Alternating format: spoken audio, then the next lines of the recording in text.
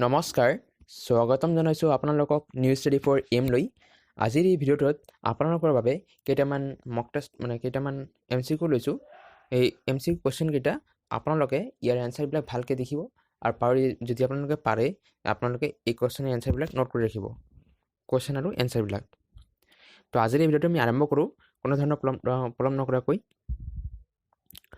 আজিৰ ভিডিঅ'ৰ প্ৰথমটো কুৱেশ্যন হৈছে অসমীয়া গদ্য সাহিত্যৰ জনক বুলি কাক কোৱা হয়? Who is the father of Assamese prose literature?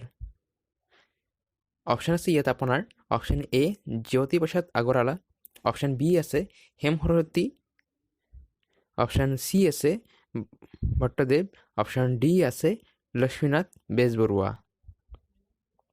আপোনালোকে ইয়াৰ এনচাৰটো দিবলৈ চেষ্টা কৰিব। বন্ধুসকল, ইয়াৰ যদি এনচাৰটো আমি ক'বলৈ যাওঁ, ইয়াৰ এনচাৰটো হৈছে অপশ্যন চি বাণভট্ট। অসমীয়া গদ্য সাহিত্যৰ জনক বুলি বাণভট্টদেৱক কোৱা হয়। বাণভট্ট নহয়, ভট্টদেৱ, ক্ষমা কৰিব, এইটো হৈছে ভট্টদেৱ। ভট্টদেৱক অসমীয়া গদ্য সাহিত্যৰ জনক বুলি কোৱা হয়। নেক্সট কুৱেশ্যনটো হৈছে who was the father of the Assamese magazine Prantik? Prantik Asomiya আলোচনীৰ প্ৰতিষ্ঠাপক কোন আছিল?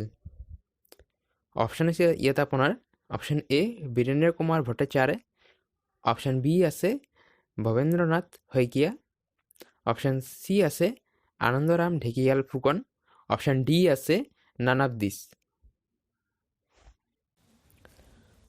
তো বন্ধুসকল, কোনোবাই যদি আমাৰ চেনেলটো নতুনবাৰৰ কাৰণে ভিজিট কৰিছে তেতিয়াহ'লে আমাৰ চেনেলটো ছাবস্ক্ৰাইব কৰিব, লগতে যি বেল আইকনটো আছে প্ৰেছ কৰি দিব আৰু পাৰিলে আমাৰ ভিডিঅ'টো শ্বেয়াৰ কৰিব আৰু লাইক কৰিব।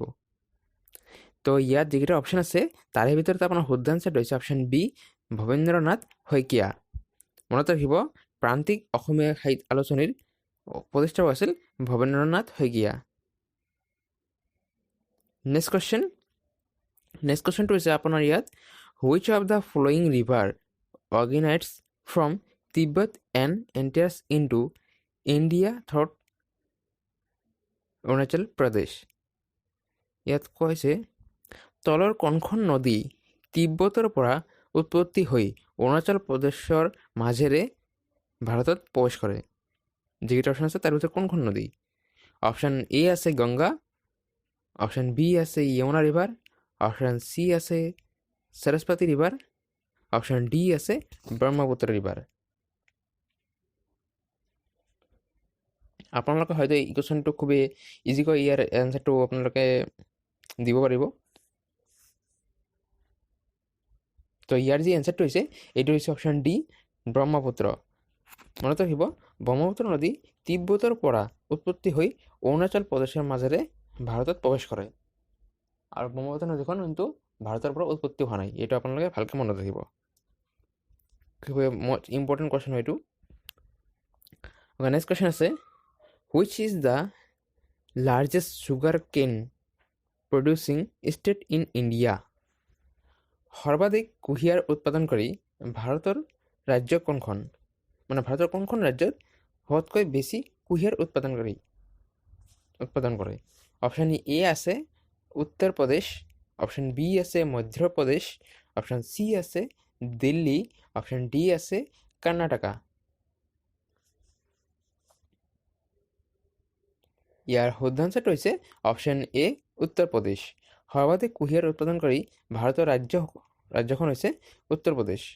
উত্তৰ প্ৰদেশত সৰ্বাধিক কুঁহিয়াৰ উৎপাদন হয়।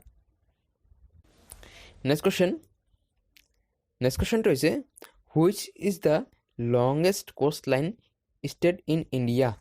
ভাৰতৰ আটাইতকৈ দীঘল উপকূলীয় ৰাজ্য কোনখন? অপশ্যন এ হৈছে গোৱা, অপশ্যন বি আছে ৱেষ্ট বেংগল, অপশ্যন চি আছে দামান, অপশ্যন ডি আছে গুজৰাট।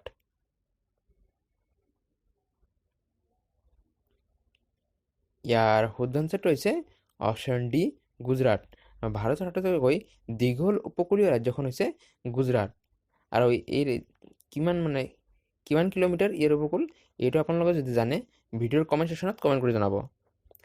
ঠিক আছে, নেক্সট নেক্সট কুৱেশ্যনটো হৈছে আটাইতকৈ দীঘল অক্ষাংশ ৰেখা কোনটো which is the longest Latitude line option আছে আপোনাৰ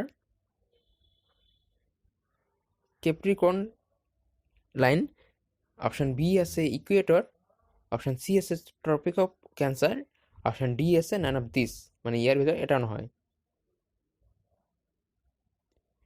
ইয়াৰ শুদ্ধ আনচাৰটো হৈছে ইকুৱেটৰ আটাইতকৈ দীঘল অক্ষাংশ ৰেখাটো হৈছে ইকুৱেটৰ অপশ্যন বি হৈছে শুদ্ধ উত্তৰ নেক্সট কুৱেশ্যনটো আছে when was Assam medical college established Assam চিকিৎসা মহাবিদ্যালয় কেতিয়া স্থাপন কৰা হৈছিল ইম্পৰ্টেণ্ট কুৱেশ্যন হয় এইটো অপশ্যন এ আছে 1942 অপশ্যন বি আছে 1945 অপশ্যন চি আছে 1947 অপশ্যন ডি আছে 1948